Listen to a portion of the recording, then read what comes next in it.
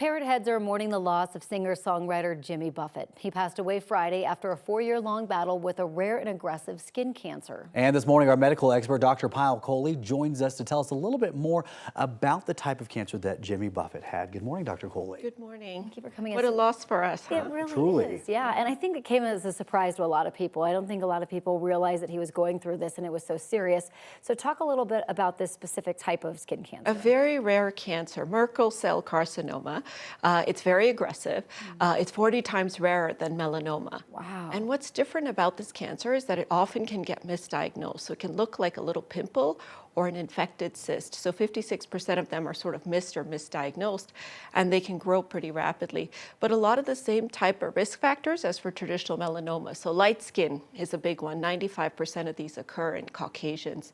Sun exposure, especially for us here in Colorado, that's always important. That's a big one as well.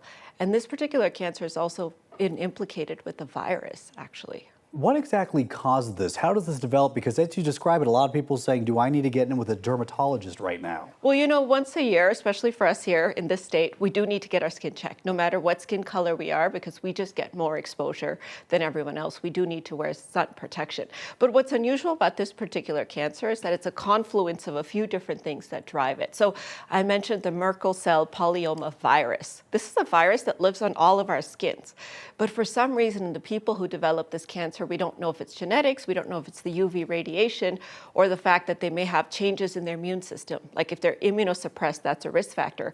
The virus wakes up and kind of messes with the DNA of the host, and that's what creates this particular cancer.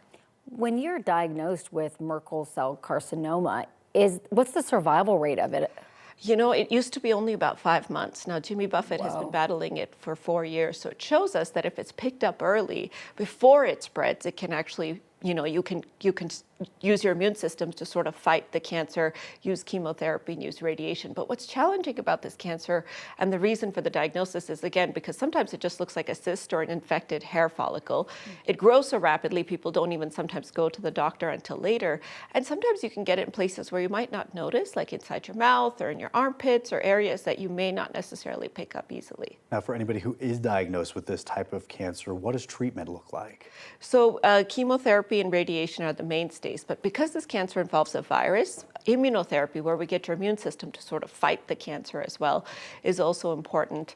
And, you know, as time goes on, we do need to start thinking about prevention. Yeah. I think it's pretty rare, but it's anticipated that the number of cases are going to go up because our population is aging, and our sun exposure, UV exposure in general, has also significantly increased. You know what I think is so interesting about this? I mean, we talk about sun exposure so much, right? And you should get your skin checks, which I have to do. You're supposed to get a skin check every year, and they check everything. But you were saying with this type, it can be in places that you might not even think of, like in your mouth or your armpit. Those are places that typically see the sun, so that's something to really be aware of. That's right. And you know, like I said, immunosuppression, your immune system status is a huge part of this cancer. So if you have HIV, if you have another malignancy, all of those are risk factors. If you've had another skin cancer, that also makes it a little more likely that your skin might be a little more sensitive. But in general, for even conditions like melanoma, we need to look under our fingernails. We need to look, you know, in our palms, at the bottom of our feet. We need to look in our genitalia. Yeah. All of these are places, and our scalp, which sees the sun all the time. Yeah. Right. But because of our hair, we don't think about looking there. Oh man, yeah, skin cancer is nothing to brush off. If you get checked up, if you have not gotten that. I had to, and unfortunately on my birthmark. Birthmarks are often a place that you don't realize because different spots pop up on them. That's right, and there's something different about birthmarks, you know, the pigment and all that stuff.